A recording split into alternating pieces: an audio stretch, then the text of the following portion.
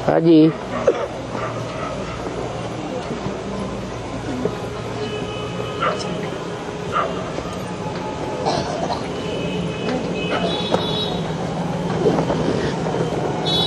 वार्तालाप का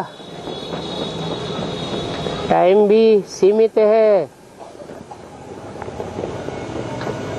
जल्दी जल्दी वार्ता को आगे बढ़ाएंगे तो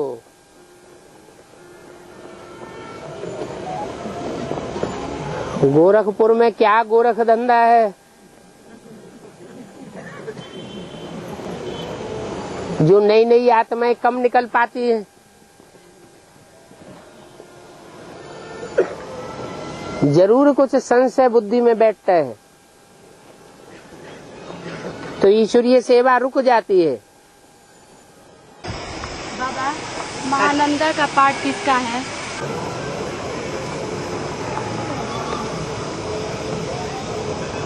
महा माने बड़ा और आनंदा माने आनंद करने वाली। जो बड़ा आनंद करने वाली हो वही महानंदा। भगवान को कहते हैं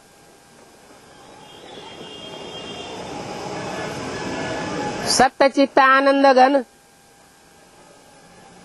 तो पुरुषों में महान आनंद करने वाला तो भगवान है। तो महानंदा कौन होगी? भगवती महानंदा हुई। उससे ज्यादा सतयुग के सुखों का आनंद लेने वाला तो और कोई हो ही नहीं सकता। बाकी आनंदा महानंदा किसका पार्ट है, वो कौन सी आत्मा है, ये तो बाबा नहीं बताते। एक एक का पार्ट बैठ करके खोलें, ये बाबा का काम नहीं है। बाबा ने बोला अपने अपने कर्तव्य से, अपनी अपनी दृष्टि से, वृत्ति से, अपनी अपनी चलन से अपने अपने पार्ट को प्रत्यक्ष करेंगे। बाबा कागज पर या बोर्ड पर लिख करके नहीं बतावेंगे।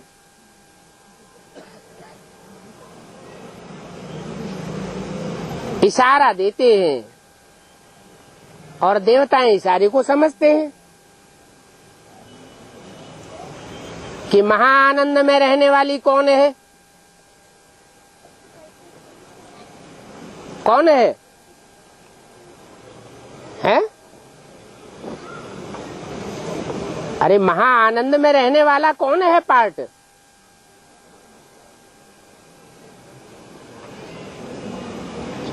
महानंदा शब्द से पुल्लिंग साबित होता है या स्त्रीलिंग? जरूर कोई स्त्री है। वो कौन है? जिससे ज्यादा आनंद में कोई नहीं रह सकता 84 जन्मों में।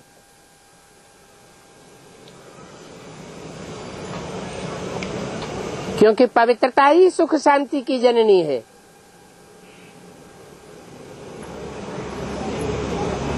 पवित्र उसको कहा जाता है जिसका एक के साथ प्यार रहता है। एक शिव बाबा, दूसरा न कोई। और एक जन्म की बात नहीं है, 84 जन्मों में भी एक के साथ स्नेह है, जुटा रहे। ऐसी पवित्र आत्मा सबसे जास्ती सुख भोगती है।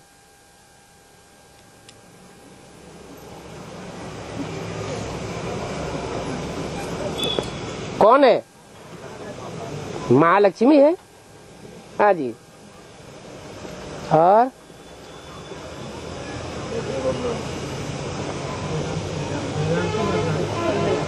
वो नाम आपको पता, हमें नहीं पता। और हाँ जी, हाँ जी, जो पार लगाने वाली है वही पार्वती है। पवित्र होगी तो पार लगाएगी, वैश्या जाति की होगी तो डुबोएगी या पार लगाएगी? वो तो डुबो देगी। और बालाजी में बॉम्बे में ईविल को सजा कौन देती है? जो ईविल कर्म कभी न करने वाला हो। धर्मराज का पार्ट किसका है? जो धर्मराज है वो सुप्रीम कोर्ट का चीफ मजिस्ट्रेट है ना। तो ब्राह्मणों की रूहानी दुनिया में चीफ जस्टिस कौन है? जिसके लिए बोला है अपने फरिश्ते स्वरूप का उद्घाटन कब करेंगे? चीफ जस्टिस को बुलावेंगे क्या? तो चीफ जस्टिस खुद कायदे कानून को सबसे जास्ती फॉलो करने वाला होगा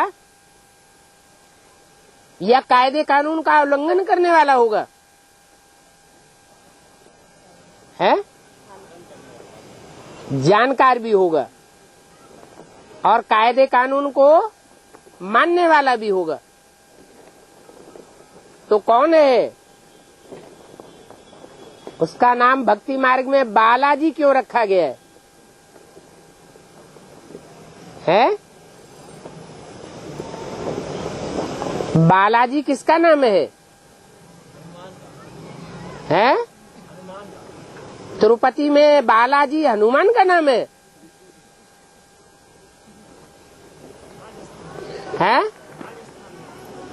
बालकृष्ण किसे कहा जाता है?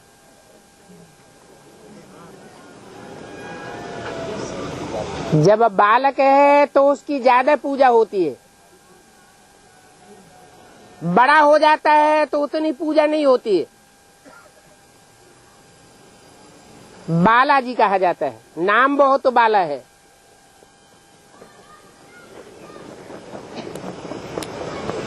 अभी ब्राह्मणों की दुनिया में धर्मराज का पार्ट बजाने वाली कौन सी सोल है? अरे धर्मराज होगा तो धारणाओं का राजा होगा ना। धारणाओं को अच्छे से अच्छा अपने जीवन में निर्वहन किसने किया? ब्रह्मा बाबा ने। तो ब्रह्मा की सोल ही धर्मराज का पार्ट बजाती है। भूत प्रेत दो प्रकार के होते हैं।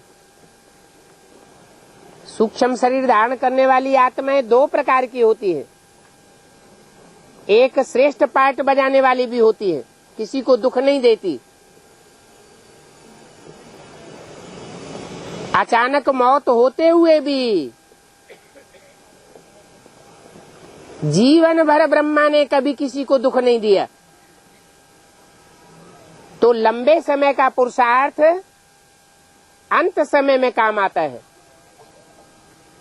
अंत समय भी उन्होंने जब शरीर छोड़ा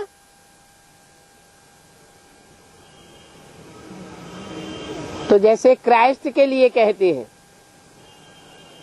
क्राइस्ट को क्रूस पर चढ़ाया गया तो उसके मुख से अपशब्द निकले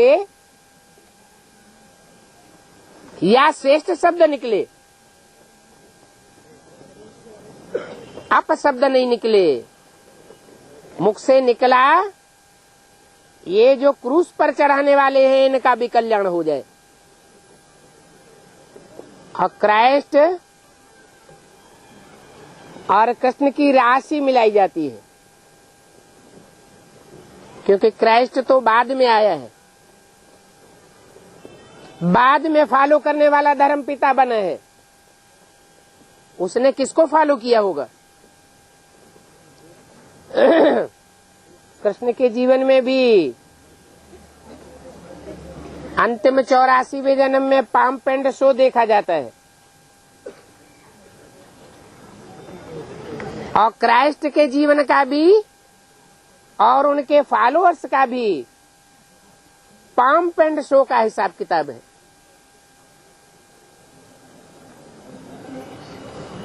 ये 500-700 करोड़ की जो स्थूल दुनिया है उसमें ध्वंस करने का पार्ट किसका है? कौन से धर्म का है? क्रिश्चियंस का है।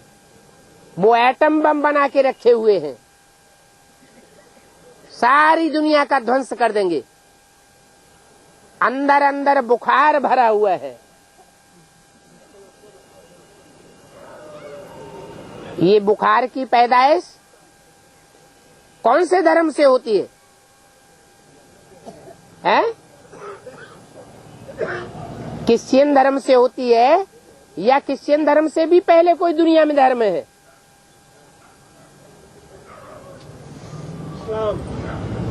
इस्लाम धर्म है। वो पंप एंड शो वाला नहीं है, क्रोधी नहीं है, काम विकार का मुखिया है।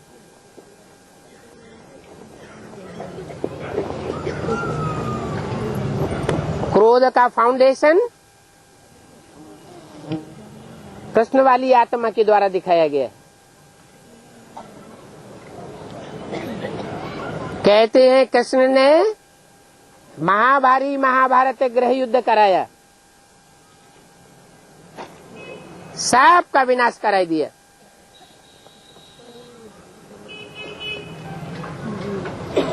ये चंद्रवंश फाउंडेशन है।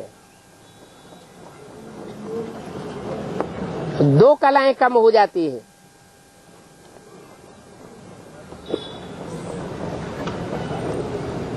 कायदा और कानून कब बनाए जाते हैं? जब अनुशासनहीनता बढ़ती है तो कायदा कानून बनाया जाता है। सतयुग आदि में कायदे कानून की जरूरत होती है क्या? नहीं होती है। वहां अनुशासन की जरूरत ही नहीं है। कोई शासन करने वाला नहीं होता। जब सब अनुशासन में रहने वाले हैं, 16 कला संपूर्ण है, तो कोई किसी के ऊपर क्यों शासन करेगा, क्यों राजाई करेगा? सब आत्म की स्थिति वाले हैं, कोई देहभान वाला नहीं है। त्रेता युग में जब चंद्रवंश होता है, दो कलाएं कम हो जाती हैं, तो अनुशासन की जरूरत पड़ती है, कायदे कानून बनाए जाते हैं। तो चंद्रवंश है कमजोरी का फाउंडेशन और सूर्यवंश है संपूर्ण कमजोरियों को नष्ट करने वाला। कमजोरी का नाम निशान नहीं रहता।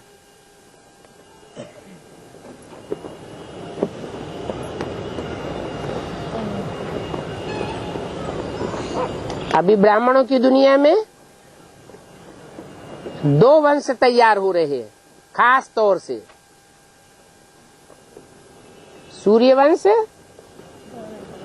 और चंद्रवंश। सूर्यवंश का फाउंडेशन डालने वाला स्वयं राम है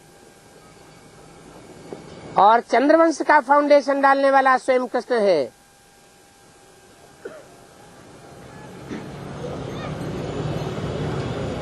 जो अति का सहन करता है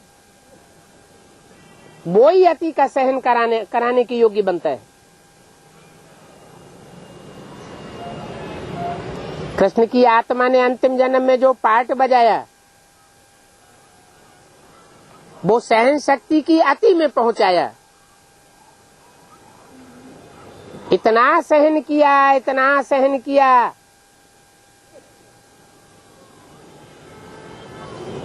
कि शरीर भी छोड़ दिया।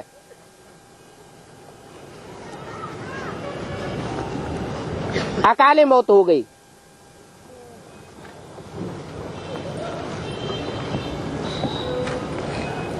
हार्ट फेल हो गया।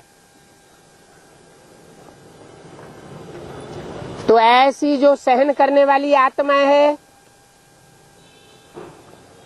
उसका पाप का बोझा तो नहीं बना, लेकिन क्या अच्छा हुआ?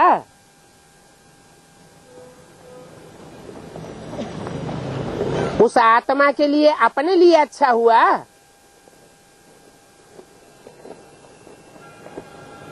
बाप ने जो लक्ष्य दिया नर से नारायण बनना है, वो लक्ष्य पूरा हुआ कि अधूरा रह गया? लक्ष्य अधूरा रह गया।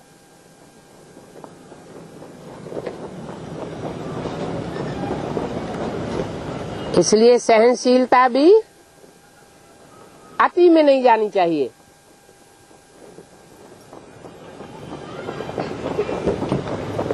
ला और लव का बैलेंस होना चाहिए। सारे जीवन सहन किया तो जिन आत्माओं ने उसको सहन कराया, सहन कराने के निमित्त बनी, उनके ऊपर 100 गुना पाप का बोझा चढ़ा या नहीं चढ़ा?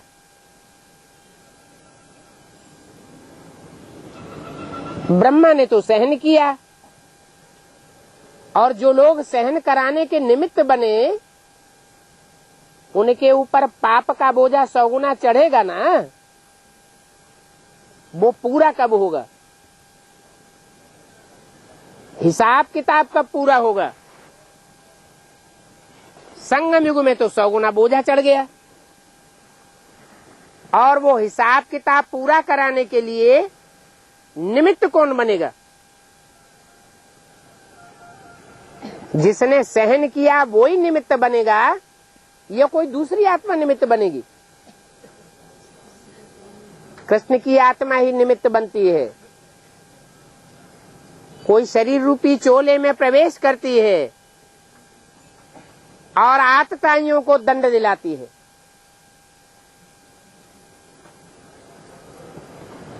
सारी दुनिया से आतताइयों का ध्वंस हो जाता है ये ब्राह्मणों की दुनिया की बात। बाकी 500 करोड़ की दुनिया में क्रिश्चियंस निमित्त बनते हैं, जिन्होंने एटम बम बना के रखे हुए हैं।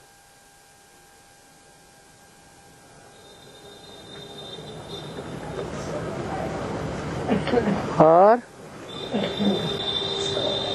रसिक राज का अर्थ क्या होगा?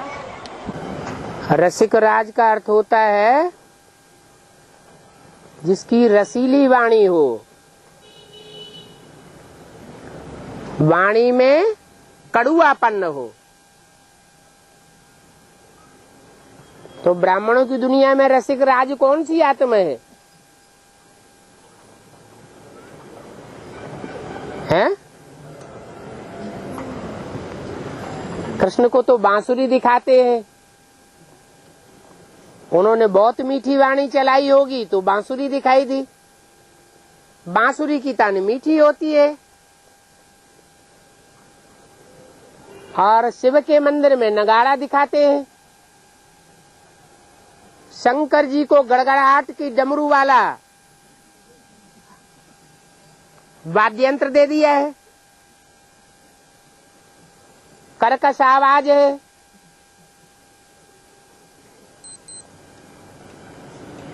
कभी एक तरफ बजता है तो कभी दूसरी तरफ बजता है।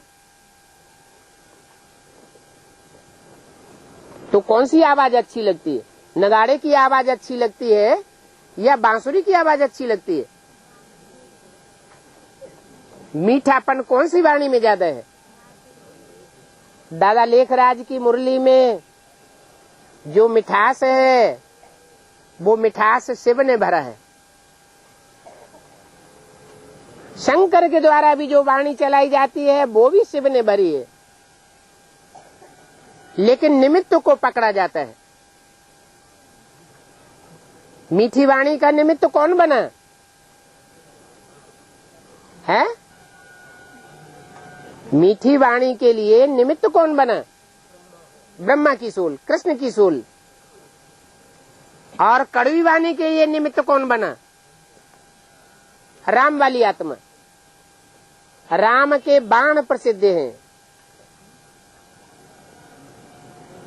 तो रसिकराज कौन हुआ है? अरे कृष्ण वाली आत्मा वो ही रसिकराज हुई। दादा लेखराज के रूप में रसिकराज। फिर जब शंकर में प्रवेश करती है और महाकाल का पाठ बजाती है तो उल्टा हो जाता है। ये हिसाब किताब है।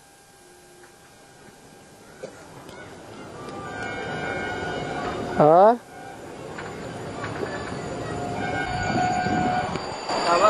राप्ती नदी का क्या है?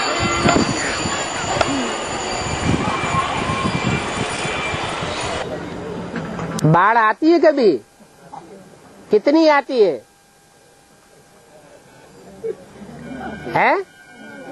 आती की बाढ़ आती है या नहीं आती है?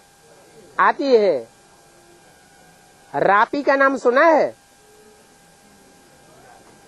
अरे जूते गोंठने वाले होते हैं, उनके पास कौन सा हथियार होता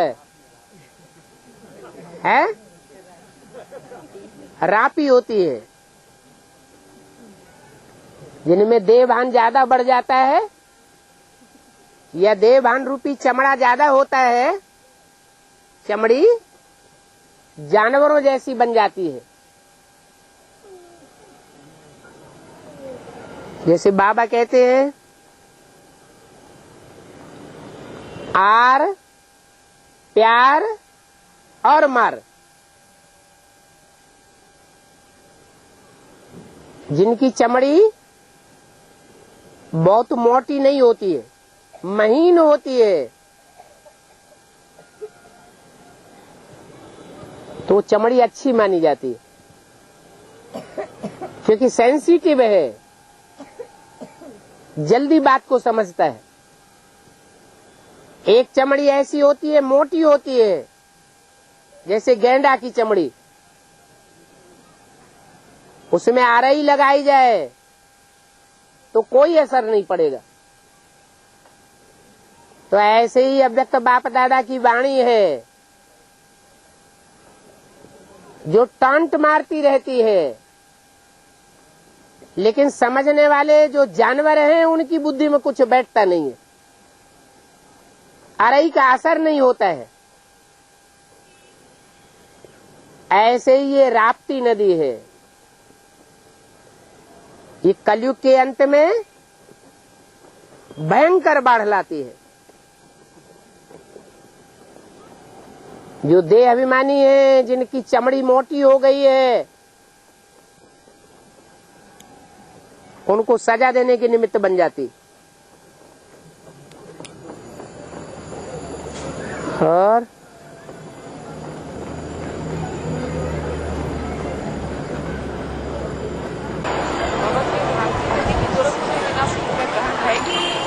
अकेले गोरखपुर में ही बहती है क्या? यूपी का नक्शा पहले शेर की तरह था या नहीं? शेर की तरह था, और उसकी पीठ में गोरखपुर बैठा हुआ।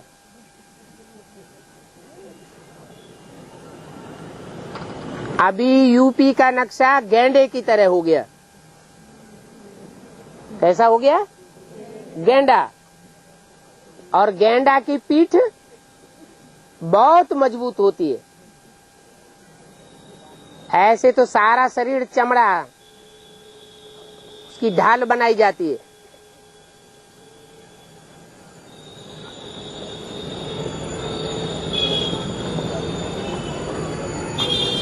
गोरखपुर का कौन सा गुरु प्रसिद्ध है?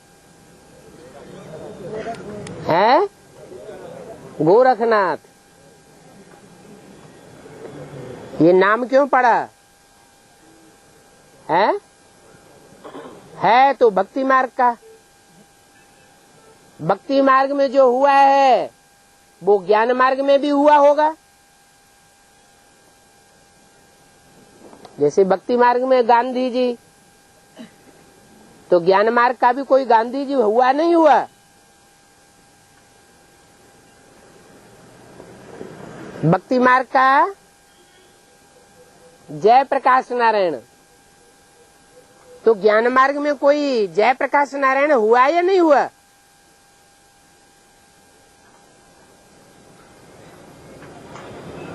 जिसके द्वारा जनता पार्टी शुरू हुई। जनता पार्टी का एजिटेशन गुजरात से शुरू हुआ। तो भक्ति मार्ग का नाम है गुरु गोरखनाथ। इसका ज्ञान में अर्थ क्या हुआ?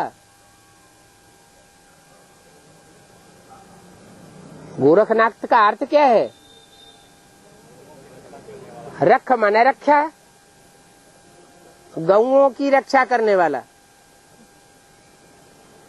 वो तो उन्होंने आंदोलन चलाया जानवर गौओं का,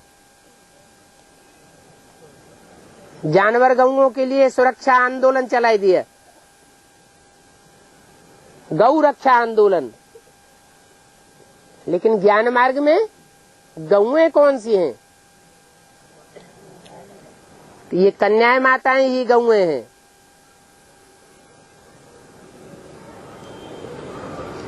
भारत की, विदेशों की नहीं। भारत की कन्याओं माताओं को जीवन में जिस खूंटे से बांध दिया जाता है, सारे जीवन सीधी सादी होकर के गऊ की तरह बंध ही रहती है। इसलिए उनको कहा जाता है गऊ। जिनके ऊपर जास्ती अत्याचार जब हुए तो गीता भागवत में दिखाया है कि भगवान ने आकर के उनकी रक्षा की, परंतु नाम डाल दिया है कृष्ण का। वास्तव में कृष्ण की बात नहीं है। कृष्ण की आत्मा संगम युग में स्वयं ही शरीर छोड़ के चली जाती है, हार खा के चली जाती है, शरीर छोड़ना पड़ता है वास्तव में शिव की बात।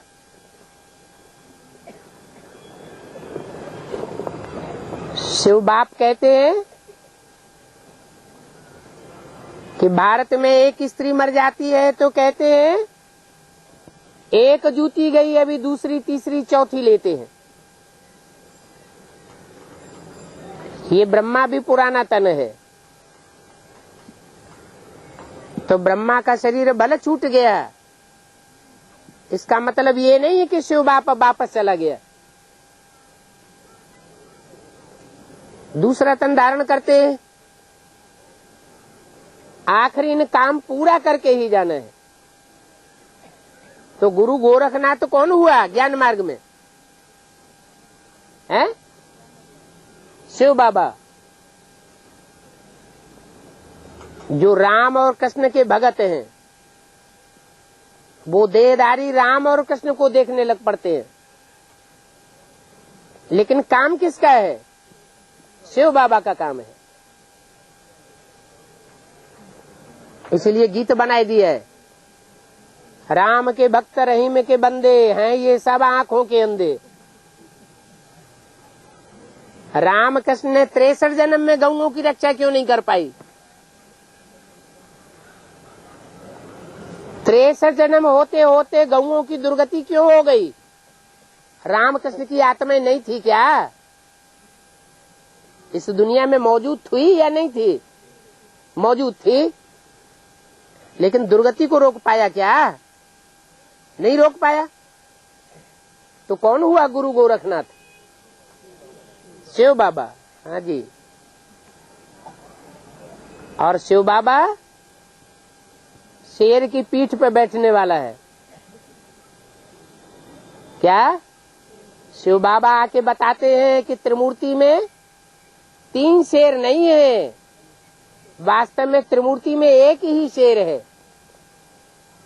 बाकी एक है घोड़ा और एक है बकरी। तो वो शेर यूपी में दिखाया गया है। उसकी पीठ बहुत मजबूत है। मौका पाके वो गैंडा भी बन जाता है।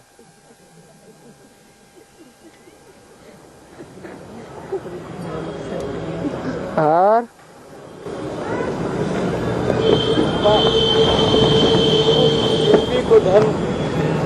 धर्म युद्ध का खेल दिखाना है। ज्ञान का धर्म, ज्ञान की जो धारणाएं हैं वो युद्ध है। दूसरे धर्म के लोग उन ज्ञान की धारणाओं को काटेंगे और जो असल सूर्यवंशी होंगे वो ज्ञान की धारणाओं का संवर्धन करेंगे।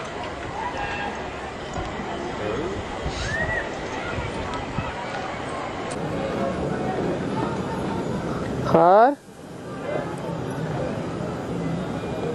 अभी एडवांस पार्टी में अभी तक उत्तर भारत यूपी के लोग ज्यादा निकले या दक्षिण भारत के लोग ज्यादा निकले?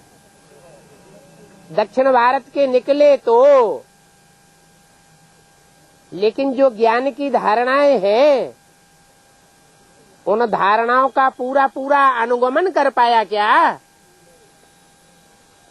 देहधारी धर्मगुरुओं से पूरा युद्ध किया क्या? वो युद्ध नहीं कर पाते,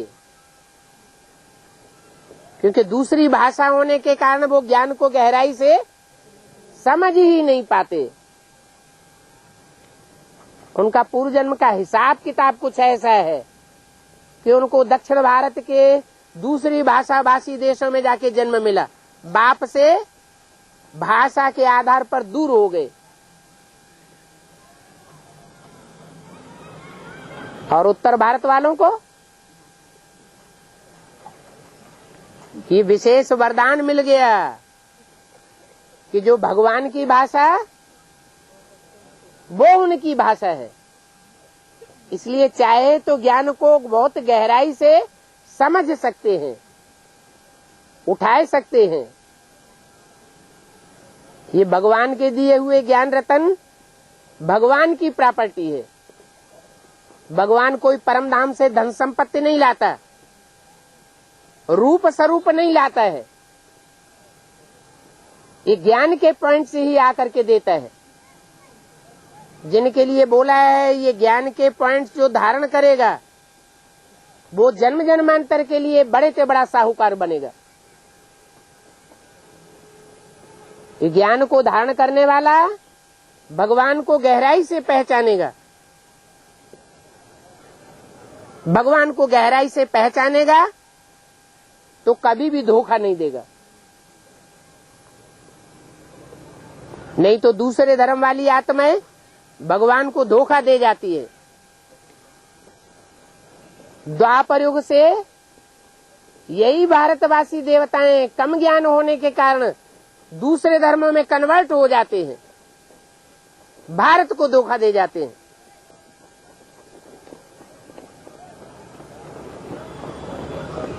हाँ, अच्छा बाबा, आप खुद ही ज्ञान के सागर हैं, किताब से क्या देखते हैं?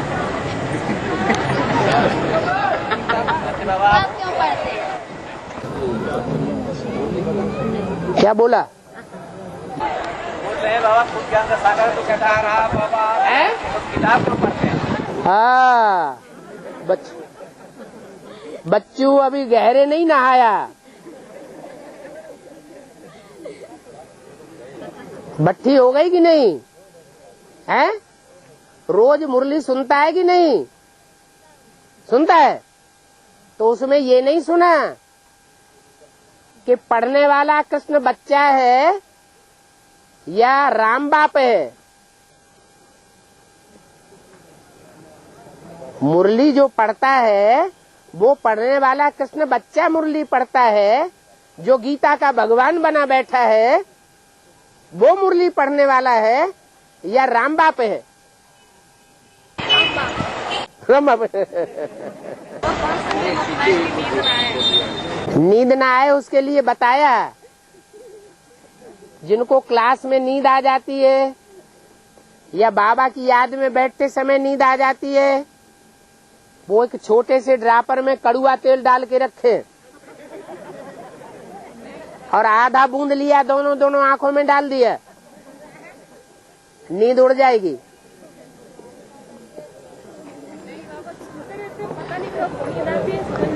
आज तो दवाई करो ना। हाँ। और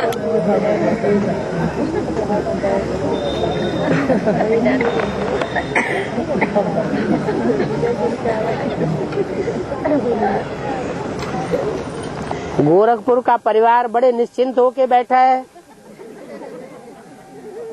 कोई हिलता नहीं है। घर वापस नहीं जाना है क्या? हैं?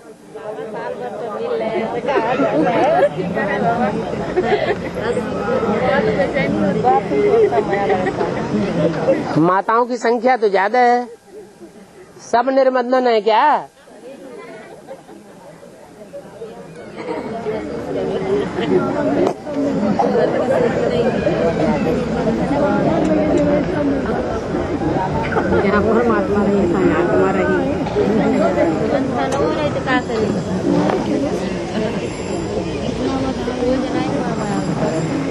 हाँ जी, क्या पूछ रहे थे? आपने कुछ पूछा अभी? अच्छा, वो नींद वाली बात। हाँ जी, नींद का कारण एक और है, समय की पहचान नहीं होती है तो अलबेलापन आता है। अभी बुद्धि में अच्छी तरह नहीं बैठा है कि विनाश सामने खड़ा है।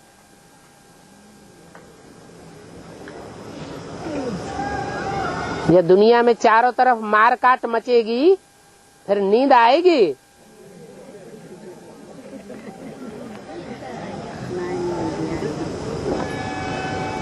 माताओं का बच्चा जब बीमार पड़ता है, हॉस्पिटलाइज हो जाता है, तो रात में नींद आती है? वहाँ भी नींद आ रही हैं? वहाँ भी हमको नींद आ रही बच्चा को लेके अस्पताल में भर्ती थे, तो वहाँ से हम सो रहे थे, सारे हमको डांट रहे कि तू बीमार है, तू सो रही हो। माना जिम्मेवारी का ध्यान नहीं है। इसको बीमारी है लग रही है। और बाबा जो आत्मा 63 जन्म का कर्म भोगती है तो भाग्य कब बनाती है? 63 जन्म का कर्म भोग भोगती है, वो तो पूर्व जन्म का कर्म भोग है, जबकि भगवान नहीं मिला है। अभी तो भगवान मिलता है, अभी रास्ता बताता है कर्म अकर्म विकर्म की गति का। और कोई जन्म में भगवान आकर के रास्ता नहीं बताता, इसलिए अभी ही भाग्य बनता है। और जन्मों में भाग्य बनाने की बात ही नहीं है, क्योंकि भाग्य विधाता आता ही नहीं, इसे एक जन्म में ही आता है, अनेक जन्मों का भाग्य बनाने के लिए। इसलिए भक्ति मार्ग में कहते हैं, ब्रह्मा ने जब भाग्य बांटा तो सोए हुए थे क्या? अज्ञान की नींद में।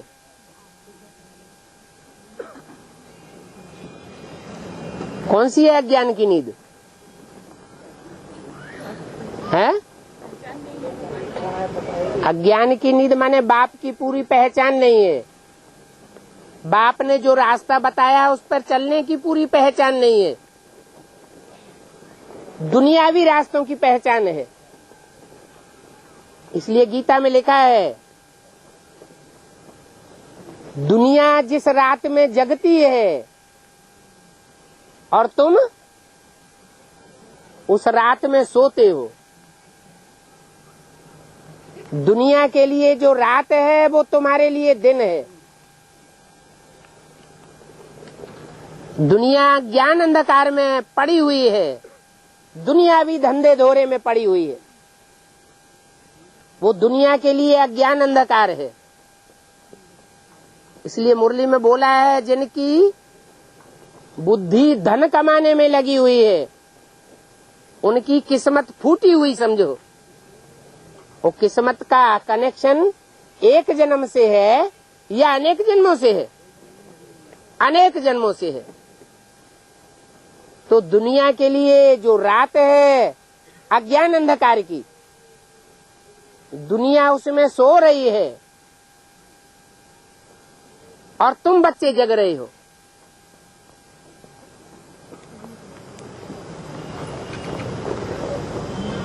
तो अगर हम भी सोते रहे तो तो क्या कहेंगे? हैं? हम भी अज्ञान अंधकार में पड़े, या तो दुनिया वालों से प्रभावित हैं।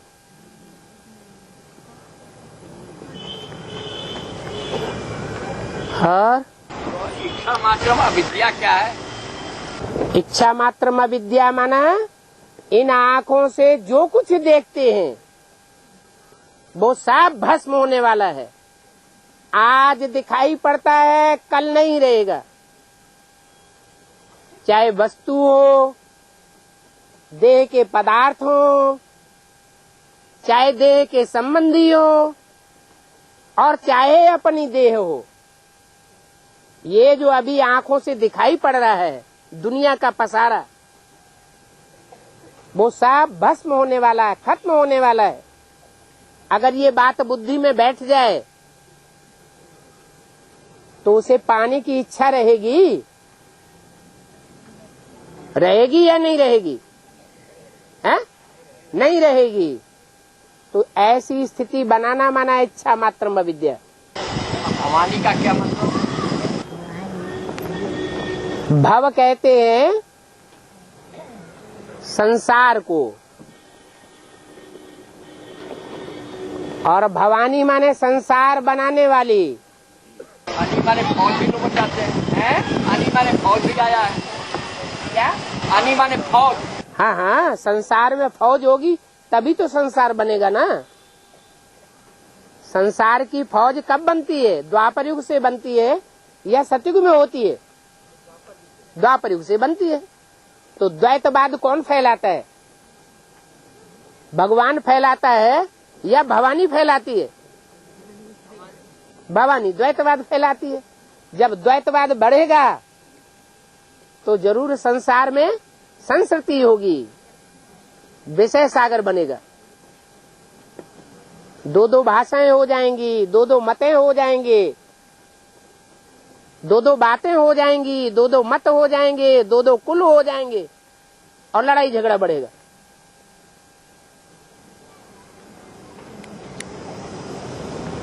अब 21 जन्म के आधार से जन्मों का भाग। हाँ, 21 जन्मों में जिसने ज्यादा से ज्यादा पुरुषार्थ किया, 21 जन्मों का ज्यादा से ज्यादा प्राप्ति की, वो ज्यादा से ज्यादा प्राप्ति करने के, पुरुषार्थ करने के संस्कार भर गए। कहाँ? संगम युग में। मान लो लक्ष्मी नारायण बनने का कोई ने पुरुषार्थ किया तो बड़े से बड़ा पुरुषार्थी होगा ना। तो जो बड़े से बड़ा पुरुषार्थी है, बड़े से बड़ा पुरुषार्थ किया, ज्यादा से ज्यादा ईश्वरीय सेवा की, सारे विश्व का सेवाधारी बना, तो संस्कार कैसे पड़ गए? श्रेष्ठ संस्कार पड़ गए। वो श्रेष्ठ तीव्र संस्कार, तीव्र पुरुषार्थ करने के संस्कार, वो द्वापर कलयुग में कायम रहेंगे या नहीं रहेंगे? रहेंगे। जो यहाँ संस्कार डालेंगे, अच्छे या बुरे, पुरुषार्थ तीव्र करने के संस्कार या धीमा पुरुषार्थ करने के संस्कार, वो वहाँ कायम रहेंगे।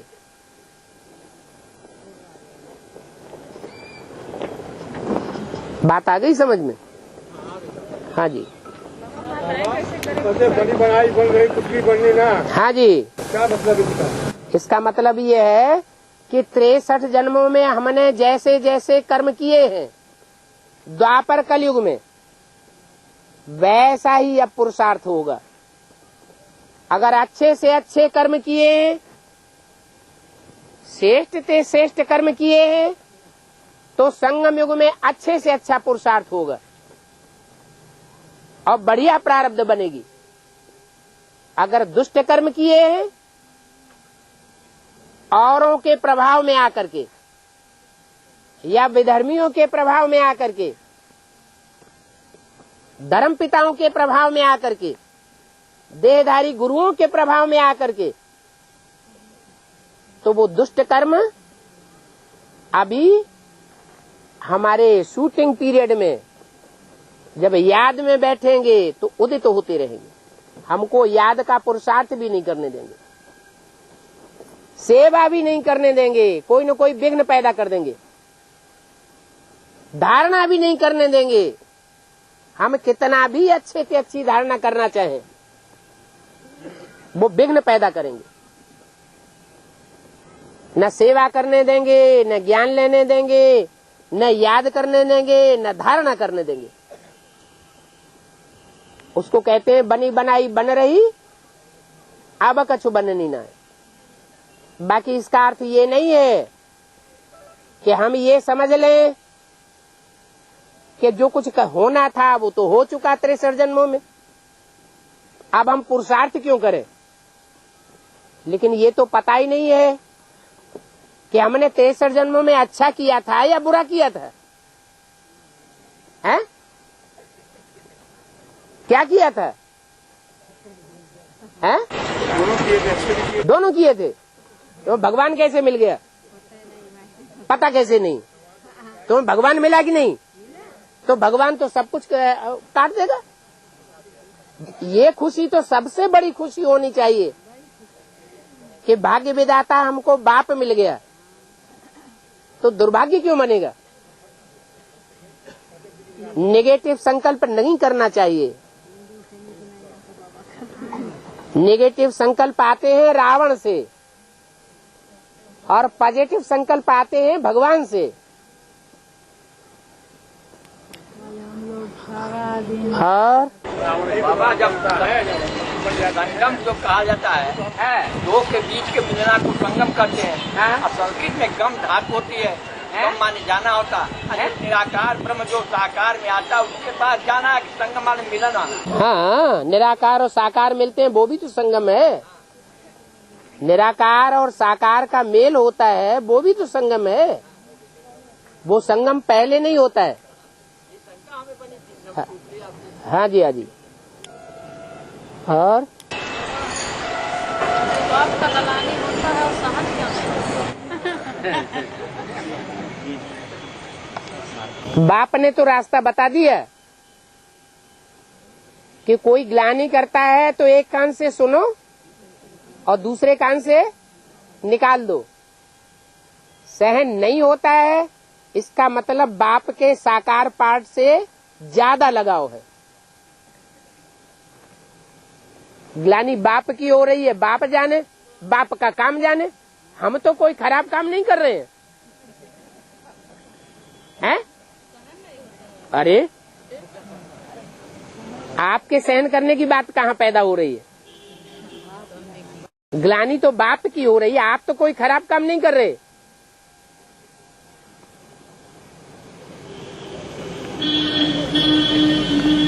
है बाबा एक द्रोणाचार्य है महाभारत में है। द्रोण का शब्द का अर्थ संस्कृत 16 है, 16 है। तो 16 से द्रोण आचार्य बनता है। द्रोण का अर्थ घड़ा होता है। हाँ जी, घड़ा माना ज्ञान कलश जिसने धारण किया, लेकिन उस ज्ञान कलश को अपना समझ के बैठ गया। ये बुद्धि में नहीं रहा कि ये ईश्वर का दिया हुआ चीज है, अहंकार आ गया, इसलिए कौरव पार्टी में जाना पड़ा। दूसरा है रामायण आया है, जब में भगवान को 12 साल बीत गया, उन्होंने कहा कि तो हमारे पास मिलने के लिए बहुत से लोग आएंगे। उन्होंने वहाँ से कहा कि यहाँ से चल देना चाहिए। गए तो फिर दरभंग ऋषि मिले, उसके बाद ऋषि मिले, फिर अगस्त ऋषि मिले। ऐसे ऐसे बच्चों से मिलने चले गए। ये क्या मतलब? जिन ऋषि मुनियों से मिले, उन ऋषियों मुनियों से मिलने के बाद ऋषियों मुनियों को सुख हुआ या दुख हुआ? सुख हुआ। यही रहस्य है। ऋषि कहा जाता है पवित्र को, और मुनि कहा जाता है मनन चिंतन मंथन करने वाले को। हाँ जी, हाँ जी, यही रहस्य है कि जिन्होंने समझ लिया है कि जो साकार सूर्य है वो ही सूर्य है, लेकिन वास्तव में जिसके घोड़े 7 हैं, 7 नारायण है ना, वो सतयुग में आवेंगे ना, जो सप्त ऋषि माने जाते हैं। तो 7 गुणों वाला सूर्य कौन है? हैं? कौन है? हैं? कौन? गंतर? क्या बोला? शंकर 7 गुणों वाला सूर्य है।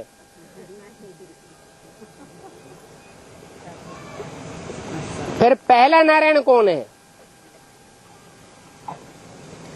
पहला नारायण वही शंकर। सतयुग का पहला नारायण नहीं। सतयुग में 8 नारायण होंगे। सतयुग में कितने नारायण होंगे? 8 नारायण। उनमें 7 नारायण हैं विधर्मी, दूसरे धर्मों में कन्वर्ट हो जाएंगे। और जो सतयुग का पहला नारायण है वो स्वधर्मी है, लेकिन कमजोर है। किस आधार पर? क्योंकि जन्म लेने वाला है सतयुग में, जन्म देने वाला नहीं है। इसलिए कृष्ण को ही गीता का भगवान समझ लेते हैं। वो कृष्ण ज्ञान सूर्य नहीं है। कौन है ज्ञान सूर्य? राम वाली आत्मा। और मरता नहीं है, वो कौन है? मरता ही नहीं है। जो मणि को धारण करता है वो मरता नहीं है। आत्मा रूपी जो मणि है, उस मणि को जो सदैव धारण करने वाला है वो मरेगा क्या है? हाँ, और उसका रूप कौन सा दिखाया गया है? उसका अर्थ क्या है?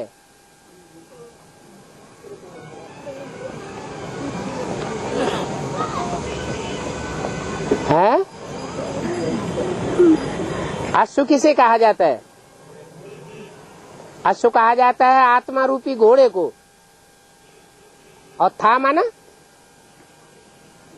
इत्थ, माना स्थायी कर दिया। जिसने आत्मा रूपी घोड़े को स्थिर कर दिया वो ही अश्वत्थामा। लेकिन कौन से वर्ग का था? कौन से पक्ष का था? कौरव पक्ष का था। वो पांडव पक्ष का नहीं था। द्रोणाचार्य का पुत्र कहा गया है, तो उसे अहंकार रहता है।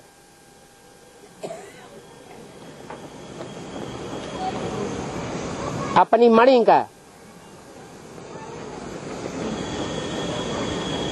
वास्तव में कोई आत्म की स्थिति में लगातार रहे, लेकिन बाप को याद न करे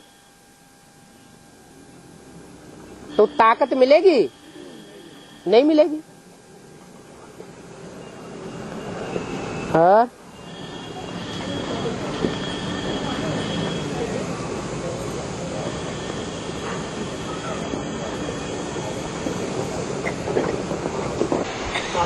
है 2018 की बात है, जब हमारे वहाँ घूमने जाएंगी है, ओरिजिनल पर घूमने जाएंगी, क्या होगा? इसकी सारा पूरा नहीं होगा। 2018 में दुनिया का विनाश हो जाएगा क्या? तो फिर बर्फ में कैसे जाएंगी? 2018 के बाद है, 2018 के बाद 2018 के बाद दुनिया का विनाश हो जाएगा? नहीं होगा ना। तो फिर बर्फ में दबने का सवाल ही नहीं। हाँ,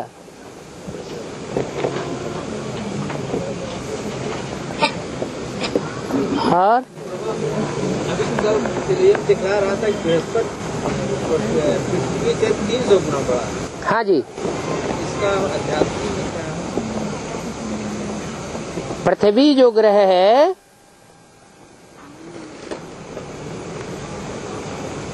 उसका नाम पड़ा है पृथ्वी। पृथुलात शब्द से बनता है पृथ्वी, माने चौड़ा हो जाना, विस्तार को पा जाना। सतयुग आदि में पृथ्वी का रूप बहुत छोटा था।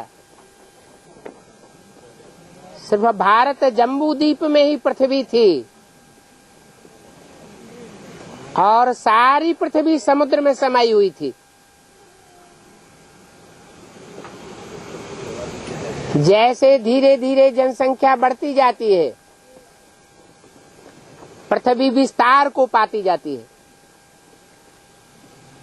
सतयुग आदि में आबादी कितनी होती है?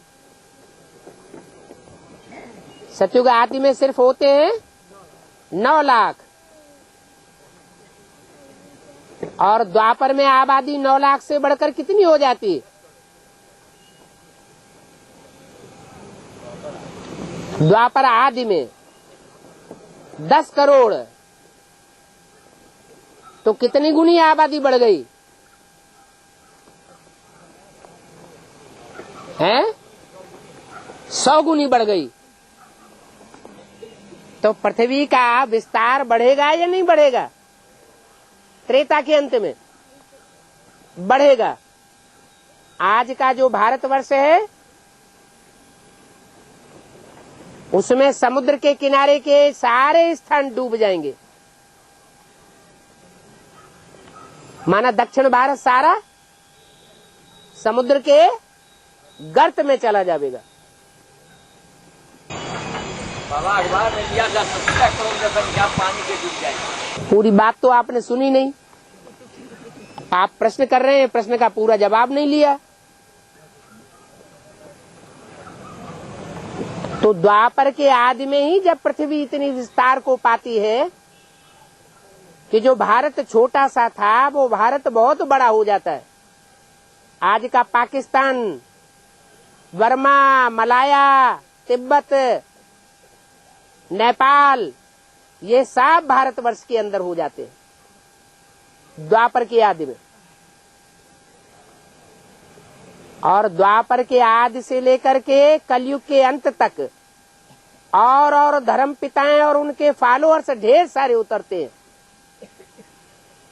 तो 10 करोड़ से आबादी बढ़कर के कितनी हो जाती है? 500-700 करोड़। तो कितनी आबादी बढ़ गई? कितनी गुनी बढ़ी? 10 करोड़ की जगह 500-700 करोड़ हो गए। तो जैसे जैसे धर्मखंड और धर्म पिताएं और धर्म के फॉलोअर्स बढ़ते जाते हैं वैसे वैसे धर्मखंड भी बढ़ते जाते हैं। पृथ्वी विस्तार को पाती चली जाती है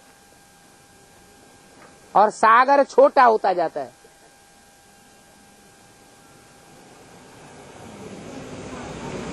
इसको ज्ञान में ढाल दो।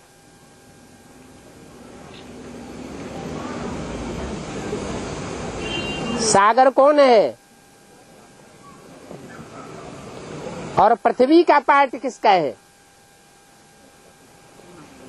हैं? ब्रह्मा का। ब्रह्मा का पार्ट पृथ्वी का है, चंद्रमा का नहीं है। हैं? ब्रह्मा तो ज्ञान चंद्रमा है, कृष्ण चंद्र कहा जाता है। 16 कला संपूर्ण और कलाहीन कौन बनता है? चंद्रमा बनता है ना। तो पृथ्वी का पार्ट किसका है? है? जगदम्बा का है। वो दीदी दादी ने तो विदेशी अखबारों में टाइटल रखवा लिया, वर्ल्ड मदर। वो तो उनका छोटा सा टाइटल हो गया, लेकिन वास्तव में जगदम्बा सारे विश्व को कंट्रोल करेगी।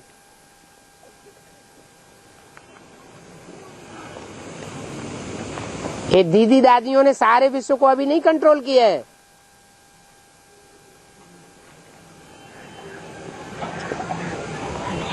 तो पृथ्व्याति बहुत विस्तार को पा जाती है, इसलिए उसका नाम पृथ्वी पड़ा है। एक अवतार ही गाया हुआ है पृथ्वी का भगवान के रूप में। मालूम है कौन सा अवतार है? नहीं मालूम है? नहीं, पृथ्वी का अवतार सूअर का अवतार बता दिया है। बताओ है? बहुरूप नहीं, 24 अवतारों में से 10 अवतारों में से एक अवतार है जो फैलता चला जाता है, बड़ा होता चला जाता है। अच्छा नहीं, मत्स्य अवतार, मत्स्यावतार। कहते हैं ऋषि ने अपने कमंडल जब पानी से भरा तो उसमें एक मछली आ गई, वो बढ़ने लगी। कमंडल में जितना पानी थे उससे भी ज्यादा बड़ी हो गई, कमंडल से निकालना मुश्किल हो गया, तो उन्होंने घड़े में डाल दिया। घड़ा सारा भर गया, पानी बाहर निकल गया। फिर उन्होंने एक हौदिया बनाई, उसमें डाल दिया, वो हौदिया भी भर गई। फिर उन्होंने तालाब बनाया, उस तालाब में मछली को डाल दिया, वो तालाब से भी बड़ी होने लगी। आखिरीन उस मछली को नदी में डाल दिया और नदी का पानी रुकने लगा, नदी से भी बड़ी होने लगी। फिर क्या किया? आखिरीन उसको समंदर में डाल दिया। सागर कौन है? हैं? बाप।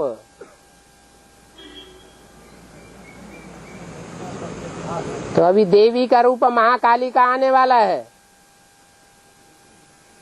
महाकाली सब असुरों को खेल खलास करने वाली है।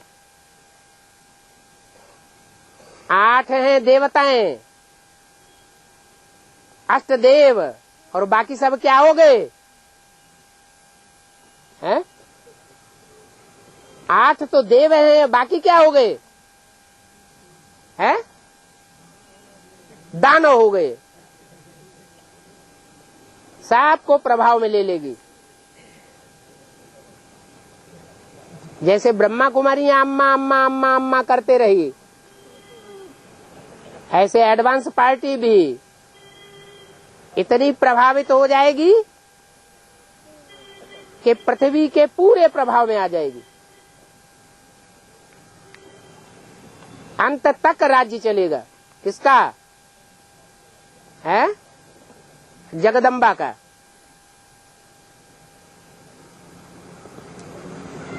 अंत में भले सागर में डूबी जा कर दिया जाए। जो बेसिक में होता है वो एडवांस में भी होता है। बेसिक है जड़ें, आधार मूर्त, और एडवांस में है बीज। ज्यादा पावरफुल कौन है? बीज ज्यादा पावरफुल है।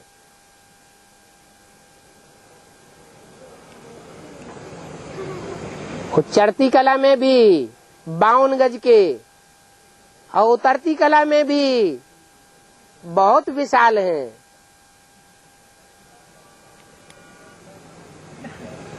जो जो चरित्र ब्रह्मा कुमारी आश्रम में चल रहे हैं वो सारे चरित्र यहाँ भी चलेंगे।